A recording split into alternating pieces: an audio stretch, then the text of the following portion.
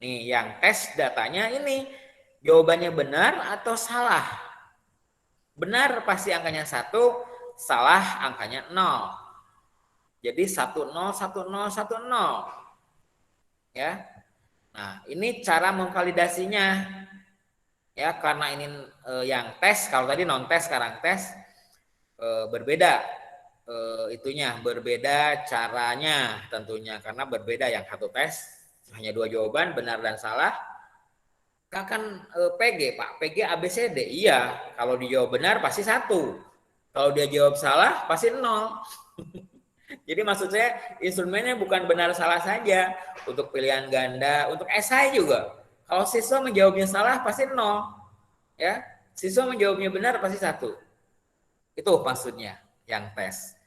Ya, langkah pertama sama, kita totalkan.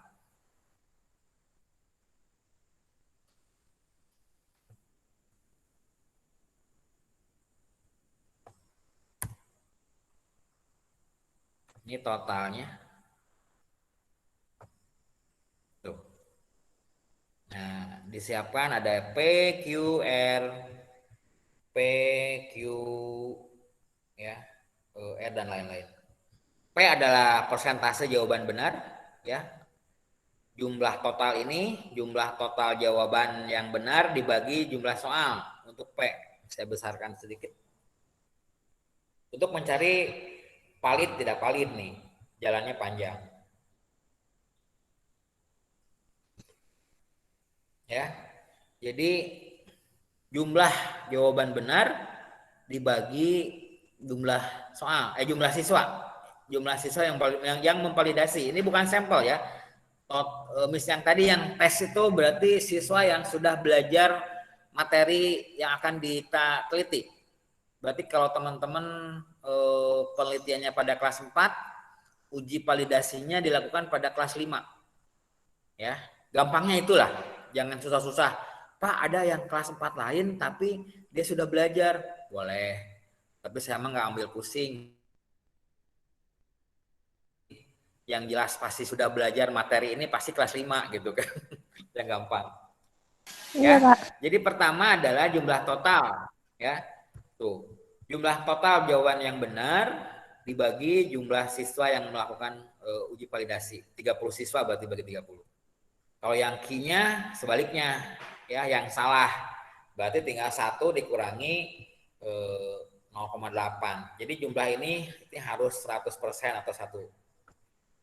Rata-ratanya, ya rata-ratanya ya rata-rata yang benar dengan rata-rata yang salah.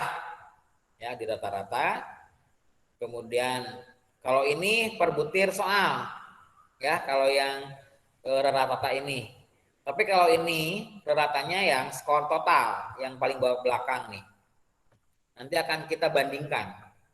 Sama, tadi juga kan membandingkan korelasinya. Ya.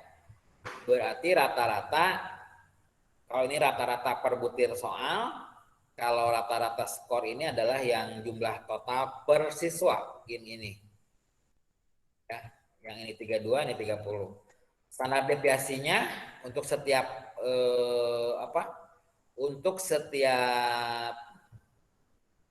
untuk keseluruhan data, maksud saya, bukan untuk setiap. Ya, berarti kalau keseluruhan ini yang total berapa loncatannya, seragam enggak, itu standar deviasi itu seragam enggak, homogen enggak. Ya, di sini kalau kita lihat kan kepala 3, kepala 2, ya, kepala 1 ada, kepala 6 ada. Nah, berarti standar deviasinya kalau melihat seperti ini tidak bagus sebenarnya. Jadi kalau kepalanya 3, jadi standar deviasi itu kalau dia mendekati 1 berarti datanya bagus. Tapi kalau datanya beragam seperti ini, ya kalau lebih banyak yang angka 3, angka 2 kita sebut lumayan lah. Tapi kalau udah ngacok-ngacok, kemampuan siswa tidak merata sebenarnya. Ya. Kita lihat berapa standar DPS. Tuh 7,56, lumayan lah. Ya. R hitung. Ya. R hitung semuanya ada di modul. Bagaimana cara R hitung? Kalau tadi R hitung tabel, sekarang R hitungnya R hitung R hitung tabel tapi yang tes beda ya. Kalau tadi yang non tes, sekarang yang tes. Jadi teman-teman harus bisa membedakan mana yang tes, mana yang non tes secara di modul ada ya. R hitung yang tes itu rata yang benar dikurangi rata total dibagi standar deviasi. Ya, ada di modul. Iya, Pak. Saya coba copy ke ya supaya teman-teman yakin ada di modul, tinggal buka modul. Pak Yudi nggak ngomong doang gitu. Nih, ya. R hitung ini standar deviasi tadi. Ini yang R hitung ya rata benar, tadi rata benarnya udah P dikurang Q ya dibagi standar deviasi total. Ya nah ini rumus Excelnya udah ada. Dibagi akar P per Q. Nih, rata benar dikurang rata salah dibagi rata SD standar deviasi dibagi akar SCRT itu akar dari P per Q. Hasilnya ya. Nah, 0,4 ya R hitungnya. Tuh. Ya. Jadi teman-teman tinggal ngopi, ini yang jelas PQ-nya benar, rata-rata benar, rata-rata soal benar, standar deviasi seperti ini, tinggal hitung R hitungnya. Beres.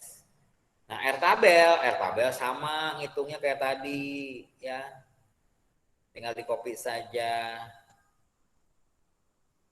Kan tabelnya pasti tidak berubah. Ya, copy saja yang tadi. Kan siswanya sama 38 kurang 2 38 30 kurang 2 38 28 tuh 0,3 ya. Nah, status sama R hitung harus lebih besar daripada R tabel ya, berarti ini valid.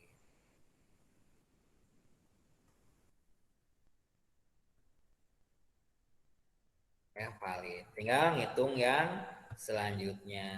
Ini di copy saja. Oke. Ada, Pak. Ada, Pak. Nah, ini kita copy ke sebelahnya. Ini kan satu data ya. Copy ke sebelahnya. Tuh. Ya. Jadi langsung kelihatan mana yang valid, mana yang tidak valid. Dari 40 soal yang tidak validnya 1 2 3 4 5 6 ya, dari 30 data yang tidak validnya 6, berarti sisa 34. Tuh. Ini cara validasi yang non tes, yang tes ya. Nah, bagaimana cara reliabilitasnya? Sama ya, tadi yang tidak validnya dikeluarkan dulu, berarti tinggal 34 soal ya. Nah, kemudian tadi di sini 34 ya 33 soalnya itu berarti 1 2 3 4 5 6 7. Oh iya, 33 ya. Nah, varian total tetap ini dijumlahkan dulu. Ini dijumlahkan dulu. Kalau tadi 340, sekarang 33. Ini yang palingnya saja.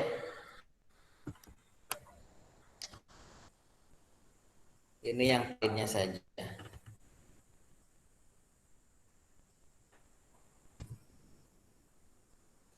Jumlahkan ya. Kemudian varian totalnya sama kayak rumus tadi, par di blok ini ya, di modul ada. Ini hasilnya sama, ini adalah jumlah yang apa? Jumlah yang benar, jumlah yang salah, nih P kali Q. Ya, kita copy.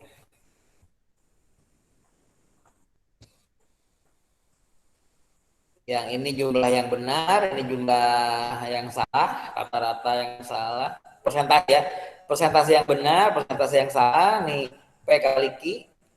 sigma P kali Q maksudnya apa? Jumlah P kali Q. Berarti jumlah ini. Sum dari mana? P kali Q ini.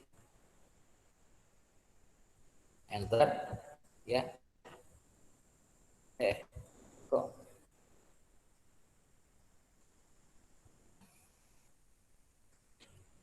Nah, koefisien reliabilitas, ya ini sama ada rumusnya, ada di modul rumusnya juga.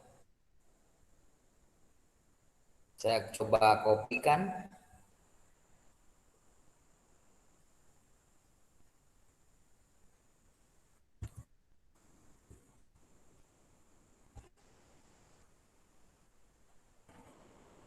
Nih.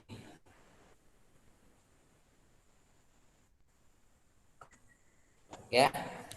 Rumus koefisien reliabilitas untuk soal instrumen tes, rumus Excel-nya udah ada. Ya. Kemudian kita masukkan.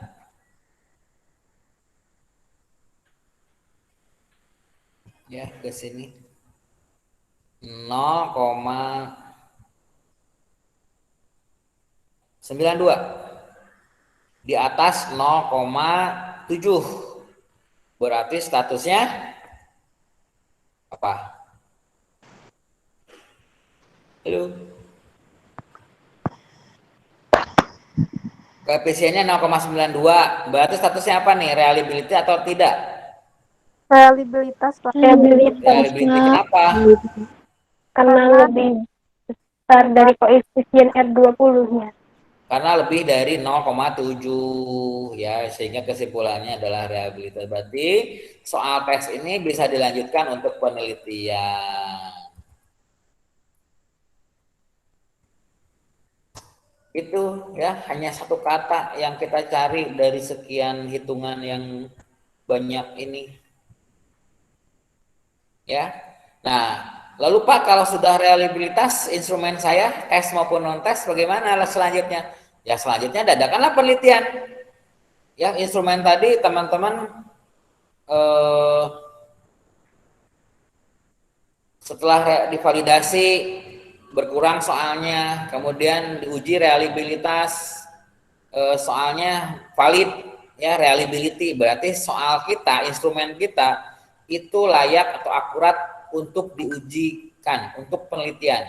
Disusun, dirapihkan kembali, disusun satunya. Jadi jangan aneh kalau banyak instrumen-instrumen kakak kelas saudara, deskripsi-deskripsi yang lain instrumennya kok tidak genap, tidak 20, 25, 30, 50, malah ada 21, ya 34. Itu hasil validitas data. Ya. Jadi teman-teman juga nanti kalau mengambil kuantitatif setelah uji validasi, soalnya tadinya 40 menjadi 38, jangan aneh, menjadi 31 jangan aneh. Ya, itulah yang akan teman-teman berikan pada siswa yang akan diteliti. Sampel.